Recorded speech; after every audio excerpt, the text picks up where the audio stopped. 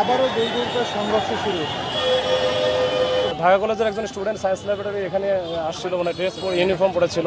CC camera ফুটেজে যেটা দেখেছি যে সিভিলে তাকে ধাওয়া করে এবং সে ওই ওভারব্রিজ থেকে বা ফুটওভার ব্রিজ থেকে নিচে নামার সময় পড়ে যায়। পড়ে গিয়ে তার মুখের এই সামনের অংশটা একেবারে গুরুতরভাবে থেতলে যায় এবং ওখানে কিছু তাকে বেল্ট দিয়ে মারেও। এই ঘটনা থেকে কালকে কিন্তু আমরা যোগাযোগ করতেছিলাম কাল থেকেই, যেন এটার ইম্প্যাক্টটা যেন না পড়ে।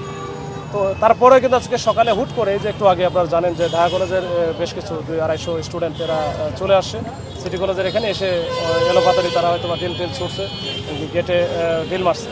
তো আমরা খবর পাওয়ার পরে কিন্তু আমরা দ্রুত চলে আসি এখানে আমাদের অতিরিক্ত ফোর্স নিয়ে। ফোর্স আসার পরে ফোর্স দিয়ে আমরা হচ্ছে দুই পাশে, আমরা দুই দিকে কিন্তু ঢাকা কলেজের ওদিকেই বিশেষ করে আমরা নিয়ে গেছি। তারা একটু রাস্তার উপরে ছিল, তাদেরকে মোটামুটি ক্যাম্পাসের ভিতর ঢুকিয়ে দিয়ে ওইখানে মোটামুটি একটা অবস্থা করে যে ওরা বের হবে না, এরকম একটা করে আমরা আসছি। এর মধ্যে এই দিকের আবার স্টুডেন্ট, তাদের মনে একটা স্টুডেন্টকে নাকি গুরুতর আকারে মারছে, এটা আমরা শুনছি যে ওরা এসে একজনকে গুরুতরভাবে মারছে। তো সেইটার কী অবস্থা আমি জানি না। তো এরা আবার হয়তো বা এটার প্রতিক্রিয়া দেখানোর জন্য আবার সামনে চলে আসছে সায়েন্স ল্যাবরেটরি মোড়ে।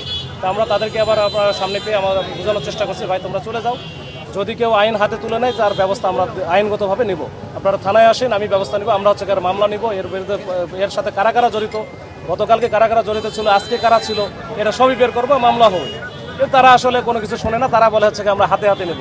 এখন হাতে হাতে বলতে তারা এখন সামনাসামনি হতে চায়।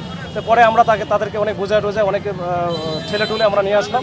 এর মধ্যে কিন্তু ছেলেবেলে দেখলেন যে আপনারা দেখছেন লাইভেও ছিল, আমাদের প্রচুর পরিমাণে ইট পাটকেল মারছে। এই মারার কারণে আমাদের কিন্তু অনেক পুলিশ সদস্য আমরা কিন্তু আহত হয়েছি। তারপরে আমরা চিন্তা করলাম দেখি ওদেরকে ঠেলানো যায় কিনা। একটা পর্যায়ে আমরা টিয়ার শেলও মারতে বাধ্য হয়েছি যে ডিসপার্স করার জন্য। তাছাড়া আমাদের উপর প্রচুর পরিমাণে বৃষ্টির মতো ইট মারতেছিল।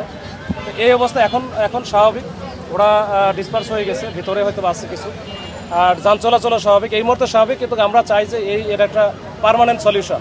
এই দুই কলেজের অথরিটি যারা আছে বা এর বাইরে আইডিয়াল কলেজ আছে, তাদের অথরিটি নিয়ে আমাদের যদি আরও সিনিয়র লেভেলে যদি কথা বলা লাগে, সেই কথা বলে আমার মনে হয় পার্মানেন্ট একটা সলিউশনে যাওয়া উচিত।